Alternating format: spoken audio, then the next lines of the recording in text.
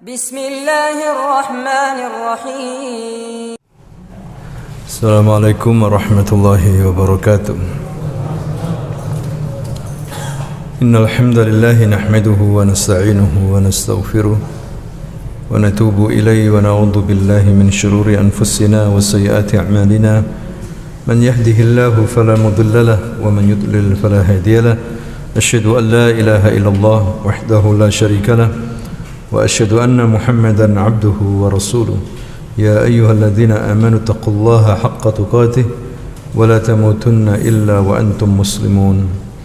Ya ayyuhan nasu taqu rabbakum alladzi khalaqakum min nafsin wahidah wa khalaqa minha zawjaha wa batha minhuma rijalan katsiran wa nisaa'a wattaqullaha alladzi tasaaluna bihi wal arham innallaha kana 'alaykum raqiba. يا أيها الذين آمنوا اتقوا الله وقولوا قولا سديدا يصلح لكم أعمالكم ويغفر لكم ذنوبكم ومن يطع الله ورسوله فقد فاز فوزا عظيما. أما بعد فإن أصدق الحديث كتاب الله وخير الهدي هدي محمد صلى الله عليه وسلم وشر الأمور محدثاتها وكل محدثة بدعة وكل بدعة ضلالة وكل ضلالة في النار. إخواني في الدين رحمني ورحمكم الله أوصيكم ونفسي بتقوى الله فقد فاز المتقون. Para jamaah yang dimuliakan Allah Subhanahu wa taala, pada malam hari ini kita akan lanjutkan kajian kita berbicara tentang Alamul Quran, yaitu tentang nama-nama yang disebutkan oleh Allah Subhanahu wa taala dalam Al-Qur'an, baik itu nama orang, tokoh, para nabi, malaikat, ataupun hari, ya, nama bangsa, nama suku dikisahkan oleh Allah Subhanahu wa taala. Kemudian kita mengambil pelajaran darinya. Pada kesempatan ini kita akan, yang pertama akan membicarakan tentang Alamul Quran berkaitan dengan hari. Hari yang dipilih adalah hari Jumat, hari yang disebut Yaumul Jumu'ah. Sebagaimana Allah berfirman di dalam surah Al-Jumu'ah. Ada satu surah dalam Al-Quran, surah Al-Jumu'ah. Ini menunjukkan keutamaan dan kelebihan hari Jumat. Kalau kita memanggil hari Jumat, istilah Al-Quran Al-Jumu'ah, ya, Allah berfirman, ya ayyuhalladzina amanu idza nudiya lis-salati min yaumil jumu'ati fas'au ila dzikrillahi wa dzarul bai' dzalikum khairul lakum in kuntum ta'lamun. Wahai orang-orang yang beriman, apabila telah dipanggil untuk menunaikan salat, ya, di hari Jumat, fas'au ila dzikrillah wa dzarul bai', maka langsunglah kamu menuju zikir kepada Allah dan tinggalkanlah jual beli. Dulu hadirin sekalian, yang berkaitan dengan asbab nuzul ayat ini adalah ketika umat Islam saat itu lagi di masjid, tiba-tiba datang rombongan kafilah dagang Abdurrahman bin Auf yang membawa barang-barang dari Syam yang begitu banyak. Kemudian juga karena onta-ontahnya yang begitu banyak sehingga menimbulkan debu berterbangan. Nah, kemudian orang-orang yang belum tahu ajaran Islam, akhirnya mereka keluar dari masjid menyambari barang dagangan-dagangan tadi itu. Nah, disitulah kemudian turun ayat, ya ayyuhalladzina amanu idza nudiya lis-salati min yaumil jumu'ati fas'au ila dzikrillahi wa dzarul bai'.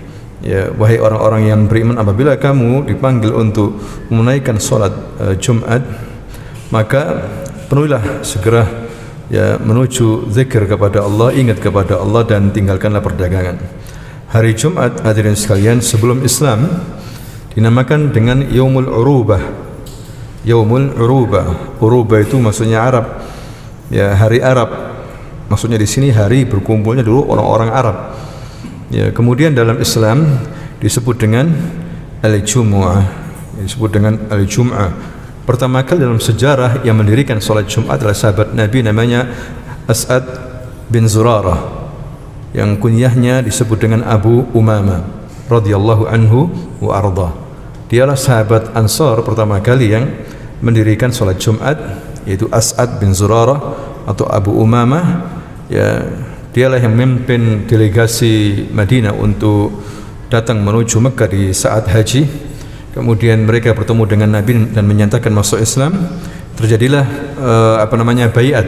Mereka yang baiat Nabi ada 2 kali pertemuan waktu itu, tahun pertama dan tahun kedua, di saat mereka datang pada musim haji tahun ke-11 dan ke-12 kenabian, yang disebut dengan Baiatul Aqabah pertama dan Baiatul Aqabah kedua. Maka disitulah ketika As'ad bin Zurarah pulang ke Madinah, mereka mengumpulkan orang-orang yang sudah menjadi mu'allaf untuk mendirikan salat Jumat. Ya, kemudian salat Jumat dia dijamu makan. Dia maksudnya menjamu makan masyarakat yang ikut serta dalam salat Jumat. Sebagaimana dikatakan oleh Hassan bin Thabit, seorang sahabat Nabi dan juga penyair di zaman Nabi yang terkenal, hadirin sekalian, Hassan bin Thabit radhiyallahu taala anhu wa arda. Dia di saat usianya sudah senja diuji oleh Allah dengan matanya yang buta dan digandeng oleh anaknya.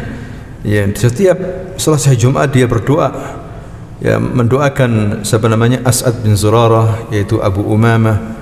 Ya, dia mengatakan Allahumma arhamhu, Allahumma arhamhu, Allahumma arhamhu. Sehingga anaknya ini mengatakan, wahai Abah, kenapa kamu setelah Jumat selalu mendoakan orang ini, Abu Umamah? Ya, dia adalah As'ad bin Zurarah, yaitu Abu Umamah. Dialah, wahai anakku, yang mengumpulkan manusia saat itu pertama kali untuk menunaikan salat Jumat. Ya, sungguh mudah-mudahan dia diberi rahmat oleh Allah Subhanahu wa taala. Kemudian hadirin sekalian, Rasulullah SAW sendiri itu salat Jumat di Madinah pertama kali di Bani Salim bin Auf. Jadi Rasulullah SAW ketika singgah di Madinah, bukan di Madinah langsung, tapi di Quba, beberapa hari di Quba. Kemudian Rasulullah membangun masjid namanya Masjid Quba. Kemudian baru setelah itu dia menuju ke Madinah, ke kotanya, ya, untuk di sana kemudian dia tinggal dan mendirikan masjid. Dalam perjalanan waktu itu hari Jumat di siang hari, dia singgah di perkampungan Bani Salim bin Auf. Disitulah dia mendirikan salat Jumat. Dan itulah salat Jumat yang pertama kali Rasulullah SAW lakukan ketika sampai di Madinah. Ya, sehingga tempat salatnya tersebut sekarang dibangun masjid, namanya Masjid Jum'ah.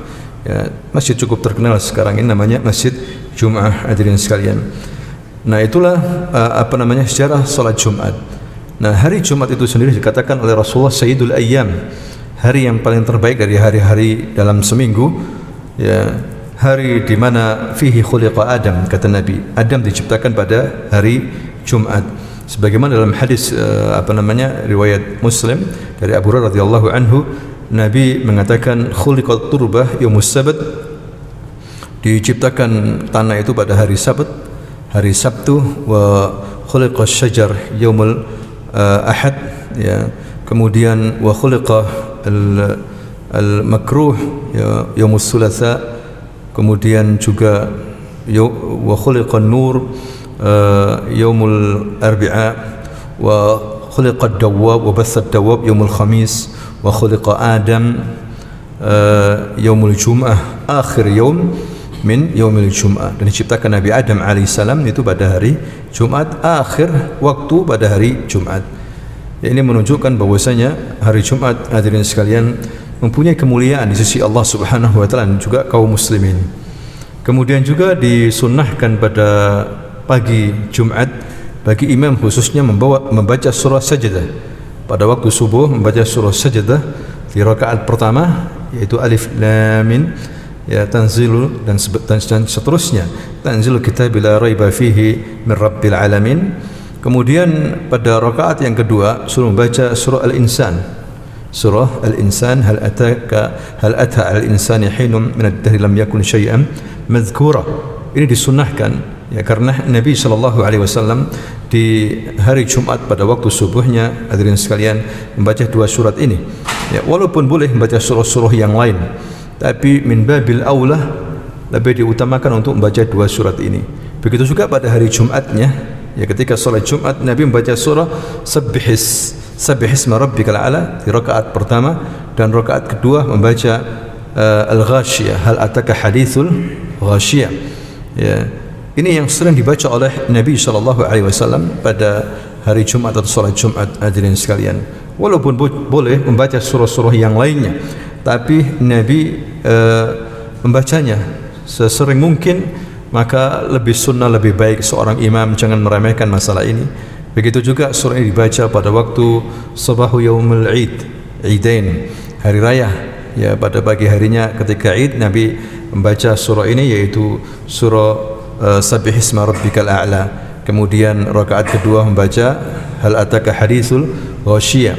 Ya, tentunya banyak hikmah yang besar kenapa Nabi SAW membaca dua surat ini, hadirin sekalian. Terkadang Nabi pada hari Jumat membaca surah Qaf, Qaf wal Qur'anul Majid dan seterusnya. Ya, begitu seringnya Nabi membaca surah Qaf sampai para sahabat banyak hafal ya surah Qaf ini. Mereka mengatakan, demi Allah kami menghafal dan hafal bacaan surah Qaf, ya, karena begitu banyaknya seringnya Nabi membaca ketika pada hari Jumat.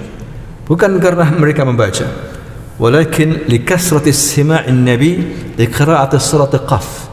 Karena begitu seringnya Nabi membaca surah Qaf, sehingga kemudian para sahabat itu hafal surah Qaf. Ya, ini penting sekali. Kenapa? Karena surah Qaf berisi tentang masalah bad'ul khalqi, ya, kekuasaan Allah, bagaimana Allah menciptakan makhluk, ya, kemudian tentang masalah al-maut, kematian, ya, tentang masalah Quran, tentang masalah hujan dan yang lainnya. Intinya tarqiyatul qulub, ya, tazkiyatun nufus, ingin untuk menambah iman. Ini menunjukkan, hadirin sekalian, disunnahkan untuk membaca surah Qaf ini. Dan Nabi SAW ketika khutbatuhu yasirah, kalimat qasirah. Ini khutbah yang sangat pendek sekali. Itu khutbah Nabi pada hari Jumat. Kenapa? Pada hari Jumat berkumpul semuanya, orang awam, ya, orang kaya, orang miskin, pejabat, pegawai, semuanya. Ya, sehingga khutbahnya itu pendek sekali, tidak pernah panjang, hadirin sekalian. Dan kebanyakan Rasul berbicara masalah tazkiyatun nufus, masalah iman. Apalagi bacaannya tentang surah Qaf yang tadi isinya kita sebutkan lebih dulu tadi, hadirin sekalian. Ya, janganlah ketika seorang khatib ketika khutbah membaca masalah politik, masalah urusan yang besar, karena bisa jadi yang mendengar itu orang-orang awam, bisa jadi salah, hadirin sekalian. Walaupun misalnya sekarang ini banyak politik misalnya yang dibicarakan, maka hendaklah pada hari Jumat jangan membicarakan masalah itu. Sampai Nabi suka membaca surah Qaf. Qaf isinya tadi, hadirin sekalian, tentang penciptaan Allah SWT terhadap makhluknya, kemudian juga masalah kematian, masalah hari kiamat.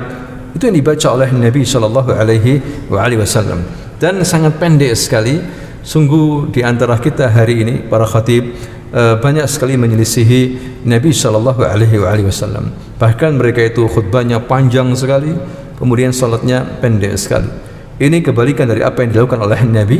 Nabi khutbahnya qasirah, ya, kalimat yasirah, kalimat-kalimat yang sederhana, dan salatnya itu panjang sampai membaca surah Qaf, sehingga para sahabat hafal surah Qaf itu.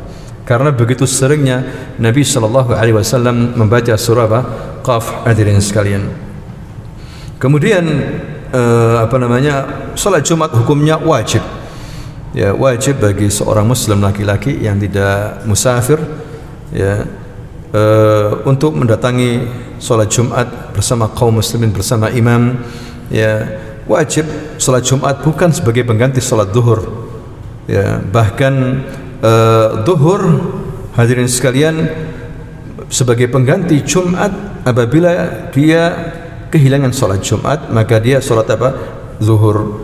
Ya, kemudian dalam masalah fiqh, para ulama, hadirin sekalian, itu berselisih pendapat. Apabila seorang terlambat salat Jumat dalam arti masbuk dan mendapati imam sudah rukuk di rakaat kedua, ini mu'tamul ulama, mayoritas ulama itu menganggap tidak sah. Ya, hilang dia salat Jumatnya, dan dia mengganti dengan salat zuhur, meneruskan, menyempurnakan, tapi 4 rakaat, yakni salat apa? Salat zuhur. Ya, ini pendapat para ulama hadirin sekalian, walaupun di antara mereka ada perbedaan pendapat dalam masalah ini. Kemudian Nabi sallallahu alaihi wasallam menyuruh agar kita untuk mubakirin, betul-betul datang lebih awal pada hari Jumat, mandi dan memakai minyak wangi, sebagaimana Nabi sallallahu alaihi wasallam mengatakan ghuslu yaumul jumu'ati wajibun ala kulli muhtalimin, yaitu mandi pada hari Jumat kewajiban bagi orang yang sudah baligh. Nah, ini yang dianjurkan oleh Nabi sallallahu alaihi wasallam. Kemudian hadirin sekalian, hari Jumat juga nanti akan terjadi hari kiamat, sebagaimana Nabi sallallahu alaihi wasallam taqumu qiyamah yaumul jumu'ah, yaitu hari kiamat akan terjadi pada hari Jumat. Tapi Jumat kapan? Allahu a'lam. Yang jelas Nabi memberitahukan bahwa hari kiamat terjadi pada hari apa? Hari Jumat. Ya. Dan itu yang dijelaskan oleh Nabi dalam banyak sabdanya. Kemudian Allah Subhanahu wa taala, dikatakan oleh Nabi dulu memberitahukan kepada hamba-hambanya, ya, bahwa Allah Subhanahu wa taala akan menjadikan suatu hari dalam seminggu, yaitu hari yang paling mulia. Ya, maka oleh karena itu orang Yahudi menyangka bahwa hari itu adalah hari Sabtu, sehingga mereka menggunakan hari Sabtu hari raya mereka. Begitu juga orang Nasara menyangka bahwa hari itu adalah hari Ahad. Ya, hari Ahad, karena dianggap hari Ahad adalah hari yang terakhir dalam seminggu. Ya, maka mereka merayakan hal ini. Sedangkan orang Yahudi punya prinsip, ya, hari Ahad, hari Sabtu adalah hari awal daripada hari dalam seminggu. Ya, karena hari Jumat dianggap hari yang terakhir, di mana Allah SWT selesai menciptakan makhluk-makhluk plus manusia, akhir makhluk khuliqa, akhir makhluk ini diciptakan Allah SWT pada hari Jumat, sehingga kemudian hari Sabtu Allah istirahat. Bayangkan, orang Yahudi mengatakan Allah itu lelah dan butuh istirahat pada hari apa? Sabtu. Ta'adallahu amma yasifun uluwan kabira.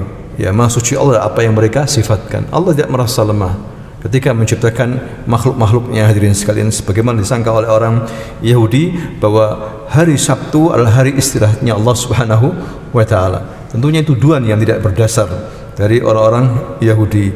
Maka Nabi sallallahu alaihi wasallam mengatakan kita ini akhir umat dan kita pertama kali nanti masuk surga pada hari kiamat, dan pertama kali dihisab oleh Allah pada hari kiamat. Dan Allah SWT beritahukan kepada kita bahwa hari yang terbaik itulah hari apa? Hari Jumat. Di mana orang Yahudi salah dalam prediksi ini, begitu juga orang Nasara salah dalam prediksi hari ini. Orang Yahudi hari Sabtu, kemudian orang Nasara hari apa? Hari Ahad. Hadirin sekalian. Nah, itulah apa hari Jumat. Makanya banyak dulu umat Islam menjadikan hari Jumat hari rohah, hari istirahat. Ya, mafi syughul. Kenapa? Supaya mereka istirahat, mempersiapkan diri untuk pada hari apa? Jumat. Ya, tapi sekarang diganti dengan hari Ahad. Ya, hari apa? Hari Minggu. Ya, seharusnya umat Islam kembali kepada hari yang dulu pernah dimiliki oleh umat Islam, yaitu hari Ahad.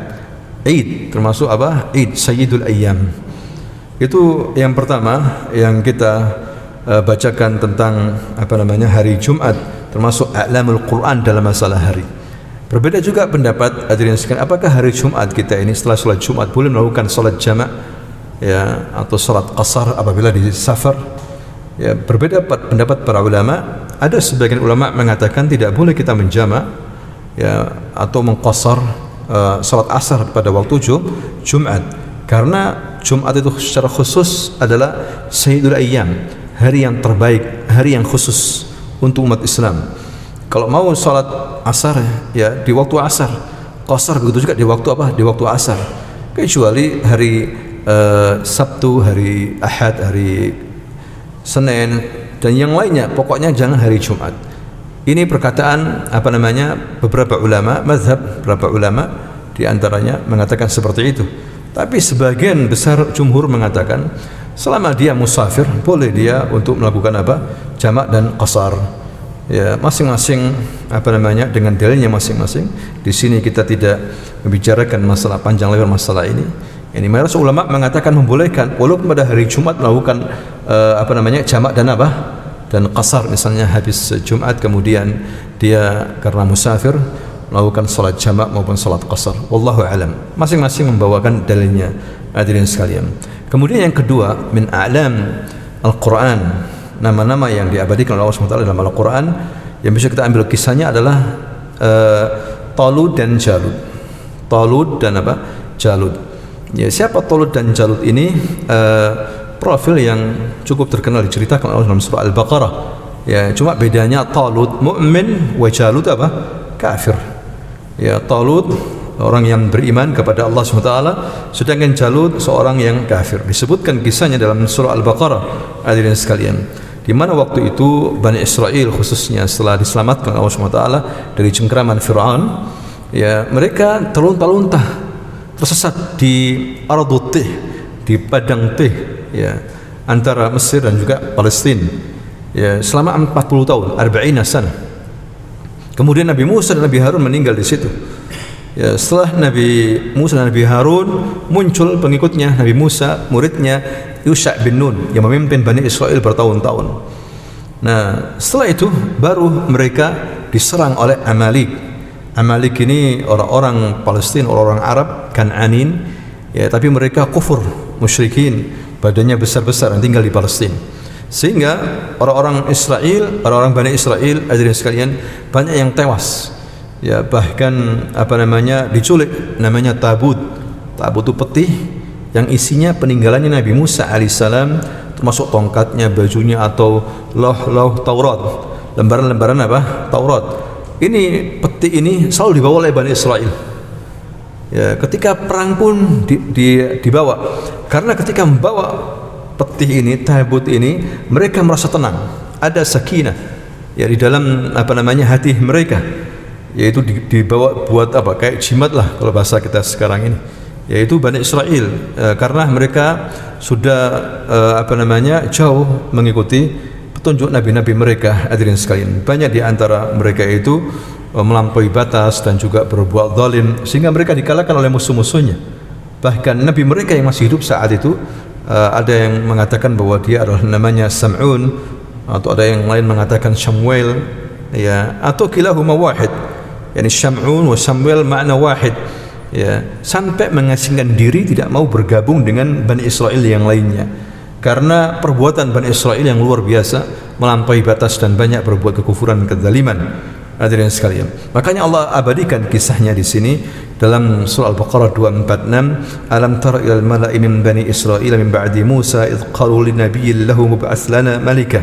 Dikatakan di sini, apakah kamu tidak melihat bagaimana al-mala' di sini pembesar, orang-orang kaya, pemimpin, ya, min bani Israil setelah Nabi Musa alaihissalam, ketika mereka berkata kepada nabi mereka, maksudnya di sini sebetulnya di sini nakirah, ya, tidak disebutkan siapa nabi, tidak disebutkan nakirah, ya, siapapun nabi dari Bani Israel, walaupun ada ahli sejarah mengatakan Sam'un atau Shamwel, ya, mereka minta kepada nabi mereka, ib'ats lana malikan nuqatil fi sabilillah, yani ya ayuhan nabi, ya, ib'ats lana, yani mintalah kepada Allah agar mengirim kepada kami seorang malik, baru kita berperang di jalan Allah.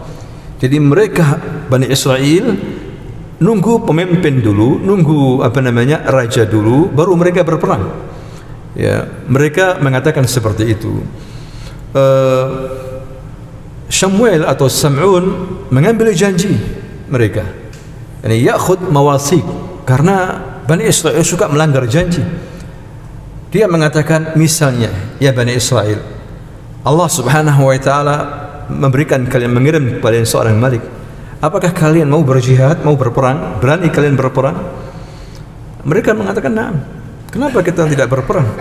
Dikatakan di sini, "Wa ma lana alla nuqatila fi sabilillah wa qad ukhrajna min diyarina wa abna'ina." Ya, kenapa kita tidak berperang, wahai Nabi? Kenapa kita tidak berani? Kita sudah terusir nih, terlunta-lunta. Ya, kita diusir, istri kita diusir, anak kita diusir juga. Ya, tabut juga hilang daripada kita. Ya, maka kita siap berperang. Taib. Katanya Sam'un, kemudian dia berdoa kepada Allah Subhanahu wa taala, ya, sehingga kemudian Allah tentukan bahwa pemimpin mereka, yakni raja mereka adalah Talut. Kemudian mereka menolak. Kenapa? Karena Talut fakir miskin, ma fi fulus katsir, dan bukan termasuk nasab yang langsung ke nabi, para nabi, atau nasab ke muluk atau keturunannya raja-raja Bani Israel. Bani Israel punya asbat ini punya suku-suku. Ada suku yang keturunan para nabi, ya, seperti Daud dan yang lainnya itu. Kemudian ada suku yang terbiasa menjadi raja-raja, ya. Ini Talut, tidak ada daftarnya nih. Keturunannya raja tidak ada, keturunan apalagi keturunan nabi tidak ada. Mereka tidak mau. Dan juga Talut rajul miskin dari desa, ya. Nah, itu yang ditakutkan oleh nabi mereka Sam'un, akhlak daripada Bani Israel. Pada Allah yang menentukan, hadirin sekalian. Makanya dikatakan di sini, qalu anna yakun lahul mulk alaina wa nahnu ahaqqu bil mulki minhu wa lam yu'ta sa'atan minal mal. Bagaimana dia menjadi raja, menjadi pemimpin kami? Kami justru yang berhak, dia enggak berhak Talut ini. Ya. Apalagi dia tidak mempunyai harta yang sangat banyak sekali. Nah, ini kebiasaan dari Bani Israel. Maka dikatakan oleh Sam'un, diabadikan di sini oleh Allah SWT perkataannya, tapi ingat Talut, yani rajul qawi wa indahu ilm, punya ilmu siasah harbiyah, siasat peperangan, ya, dan juga badannya kuat. Dan waktu itu orang kuat, hadirin sekalian, kuat badannya. Ya, karena saat itu perang harus mempunyai kuat badan. Waktu itu perang dulu begitu. Yang paling kuat yang menang dulu itu. Dan punya siasat peperangan. Dikatakan di sini oleh Allah SWT, wa zadahu basratan fil ilmi wal jism. Dan ditambah lagi oleh Allah SWT dalam masalah ilmu, dan punya ilmu dia. Ya, dan dia juga mempunyai kekuatan badan. Tidak hanya itu, dikatakan oleh nabi mereka, wa qala lahum nabiyuhum inna ayata mulkihi an ya'tiyakumut tabutu fihi sakinah min rabbikum wa baqiyatu mimma taraka alu Musa wa alu Harun wa tahmiluhu al malaikah inna fi dhalika la ayatan lakum in kuntum mu'minin. Tidak hanya itu, ini orang, yakni Talut ini, ya, dia menjanjikan kalian akan mengembalikan tabut kepada kalian. Tabut ini nanti akan dibawa oleh malaikat, diberikan kepada dia. Baru setelah itu mereka mau, hadirin sekalian. Bayangkan Bani Israel, ya, diperlihatkan bagaimana ada yang mengatakan malaikat ini memberikan tabut kepada siapa? Kepada Talut, ya. Kemudian baru mereka tenang. Nah, kemudian setelah itu, hadirin sekalian, diuji oleh Talut. Kalau mereka memang berjihad, diuji. Ya, waktu itu berangkat sekitar 80,000 jaysh, yaitu 80 tentara Bani Israel siap, ya, diuji. Maka Talut mengatakan, kalian akan berangkat menyusuri padang pasir luas. Tidak boleh kalian nanti misalnya istirahat, menemukan sungai, melihat sungai, kemudian kalian minum, mandi banyak, ya, minum banyak, ya, kecuali minum sedikit, maka dia dari golonganku, atau enggak sama sekali. Nah, ini yang paling utama, yang enggak sama sekali atau minum sedikit, yakni tangan gitu, atau satu gelas, 2 gelas, itu wajar, dia masih golonganku. Sedangkan kalau ngambil banyak, dia bukan golonganku, ya, saya enggak butuh ini. Maka berangkatlah, hadirin sekalian, pasukan yang banyak ini. Ternyata mereka kehausan tengah padang pasir, melihat sungai yang luar biasa. Akhirnya mereka lupa. Akhirnya sudah tinggalkan ini Talut ini kita kehausan. Mereka mandi, mengambil air banyak. Ada sebagian mereka tidak mau. Ya, sama sekali tidak mau masalah air ini. Mereka bertahan. Ada sebagian kecil juga di antara mereka yang mau tapi mengambil sedikit saja dari air ini. Nah, itu yang diceritakan oleh Allah Subhanahu wa taala. Dikatakan di sini, inna Allah mubtaliikum binahar. Sesungguhnya Allah menguji kalian dengan nahar. Nahar itu anhar, jamaknya anhar, itu sungai. Ya, faman syariba minhu falaysa minni. barang siapa yang minum bukan dari golonganku, yani minum banyak. Wa man lam yat'amhu fa innahu minni. Ya, barang siapa yang tidak minum yat'am, yani yadzuq, bukan makan di sini, yadzuq yani tidak mencicipi sama sekali, ya maka dia dari golonganku. Illa man iqtarafa hurfatan biyadihi, atau yang mengambil tapi sedikit, ya dengan tangannya ini dia mengambil air, tidak apa-apa, dia termasuk golonganku. Maksudnya di sini kata para ulama, hadirin sekalian, Allah menyamakan dunia dengan nahar. Allah menyamakan dunia dengan sungai. Ya, ada di dunia ini orang-orang yang tamak dengan apa? Dunia. Rakus, diambil semuanya dunia, ingin mengambil semuanya dunia ini. Ya, ada juga yang meninggalkan sama sekali, tidak mau. Dia yakin bahwa dunia ini sementara, kita akan tinggalkan dunia ini semuanya. Ada juga yang mengambil secukupnya, sedikit saja, tidak banyak. Wala tansa nasibaka minad dunya, jangan lupa nasibmu di dunia ini. Sebagaimana nasihatnya siapa? Nabi Musa kepada Qarun waktu kita ceritakan kemarin ini. Ya, ada yang meninggalkan sama sekali, zuhudnya luar biasa. Ya, la yuhibbud dunya, tidak mau dunia dia. Dia menjadikan dunia untuk akhirat. Ada juga dia mengambil sedikit daripada dunia. Ada juga yang mengambil semuanya, tidak peduli, sudah halal haram diambil. Maka di sini Allah Subhanahu wa taala mengatakan, "Innallaha mubatalikum binahar." Sesungguhnya Allah Subhanahu wa taala menguji kalian dengan sungai. Ya. Ternyata hadirin sekalian, hampir semuanya minum, mandi, kecuali sedikit yang mengambil air, dan sedikit lagi juga yang yang tidak sama sekali. Tinggal berapa? Katanya Ibnu Abbas,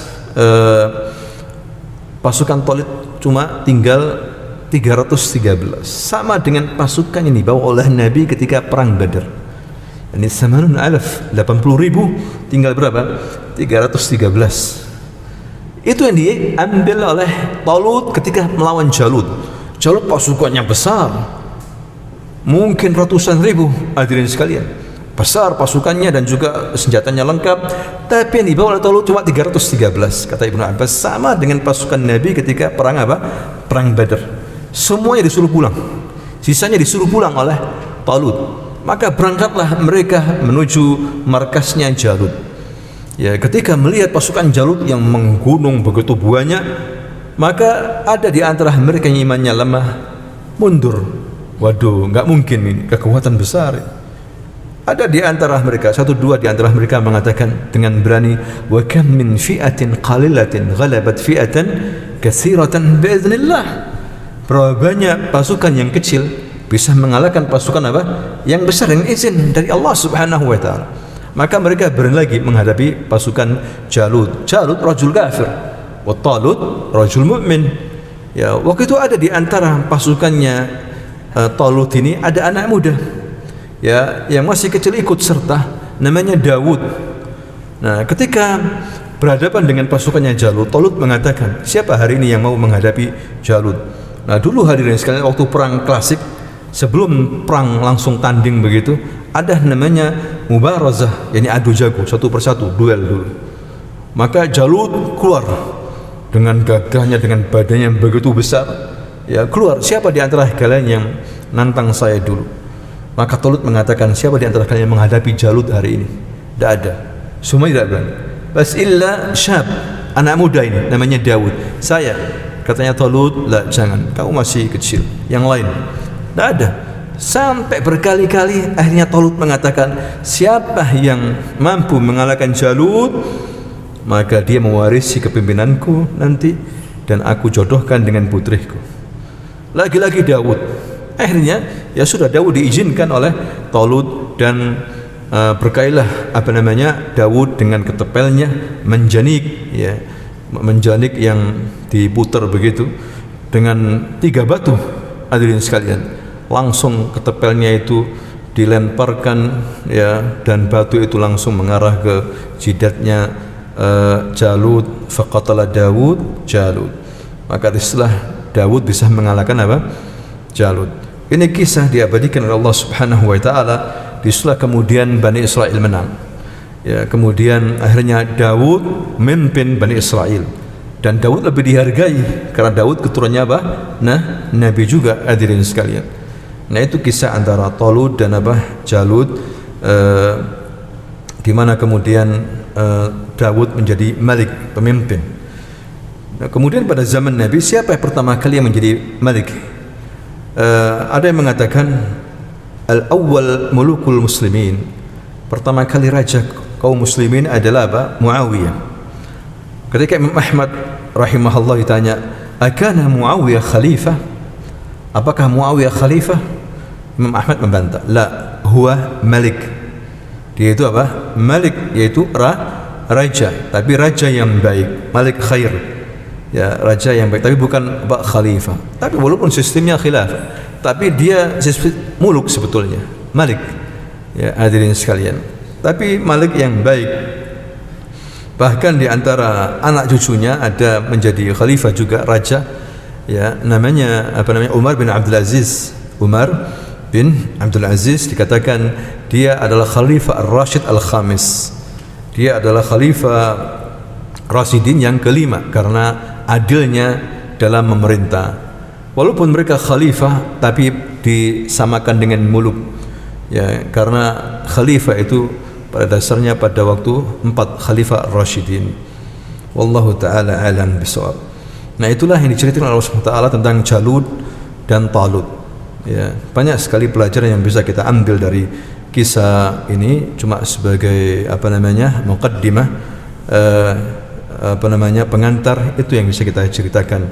Kemudian hadirin sekalian, berikutnya tentang Abu Lahab. Ya, Abu Lahab adalah seorang yang kunyahnya memang langsung disebut oleh Allah SWT dalam Al-Quran. Dialah Abu Lahab, ya. Nama aslinya adalah Abdul Uzza. Nama aslinya adalah Abdul Uzza.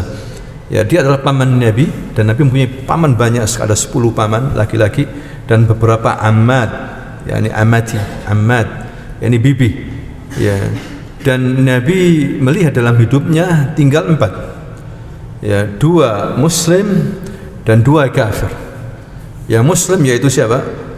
Hamzah dan Abbas, ya. Yang kafir siapa? Abu Talib dan Abu Lahab, yaitu Abdul Uzza. Abu Talib namanya Abdi Manaf.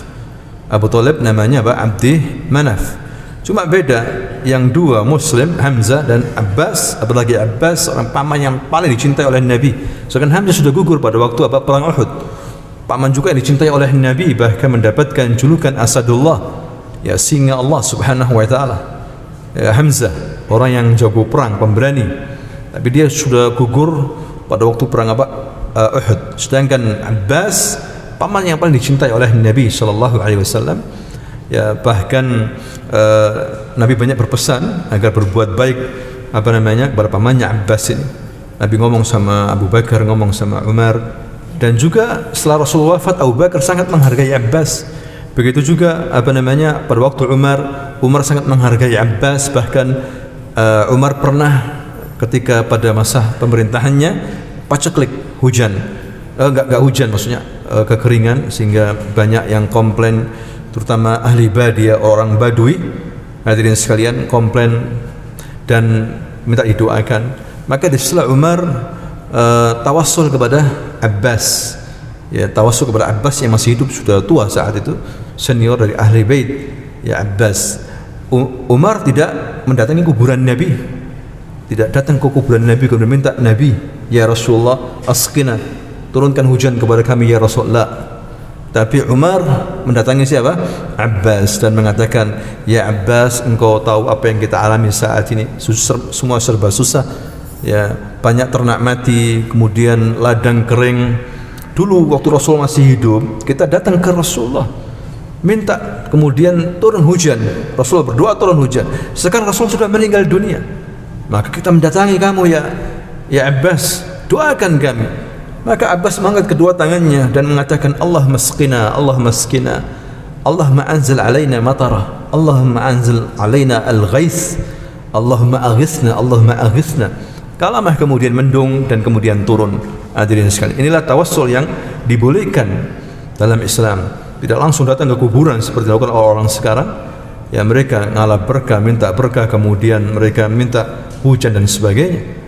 Minta kepada seorang ulama yang kita kenal akidahnya lurus, kemudian masih hidup dia dan kita minta doa, dan itu dilakukan oleh Umar bin Khattab. Ya. Nah, Abu Lahab beda dengan Abu Talib. Abu Lahab musuh Nabi dan memusuhi Nabi, jelas-jelas memusuhi apa? Nabi. Ya. Sedangkan Abu Talib walaupun kafir, dia menolong Nabi. Dia menolong apa? Nabi. Ya, Abu Lahab waktu Nabi lahir datang budaknya namanya Suwaibah, dan dialah pertama kali yang menyusui Rasulullah setelah ibunya sendiri, yaitu Aminah. Tapi Suwaibah datang dan mengabarkan kepada Abu Lahab, ya Abu Lahab, telah lahir keponakanmu Muhammad namanya. Kemudian dia gembira, saking gembiranya kemudian dimerdekahkan ini Suwaibah ini oleh Abu Lahab, hadirin sekalian, dan dia senang dengan kelahiran itu. Makanya ada riwayat, walaupun ada yang mengatakan dhaif riwayat ini, ya, Abbas pernah bermimpi bertemu dengan Abu Lahab. Apa yang Allah lakukan kepada kamu ya Abu Lahab? Kamu ini tidak beriman dengan dan memusuhi Nabi. Ya, Allah meringankan azabku karena di hari kelahirannya aku senang dan aku merdekahkan Suwaibah. Wallahu alam, ini sebagian pendapat para ulama, ya, sehingga ada yang mengatakan jangan kafirkan Abu Lahab, ini juga berlebihan. Ada yang mengatakan barang siapa mengkafirkan Abu Lahab berarti dia mencaci maki Rasulullah, ini juga berlebihan. Ya, kita tidak mencaci maki Rasulullah dan hukumnya kufur mencaci maki Rasulullah. Tapi yang kita ingatkan, tidak ada dasar yang mengatakan bahwa Abu Lahab itu apa? Muslim. Justru yang kuat bahwa Abu Lahab itu kafir. Sampai Allah turunkan satu ayat namanya surah apa? Surah Al-Lahab. Turunkan satu surah namanya surah Al-Lahab.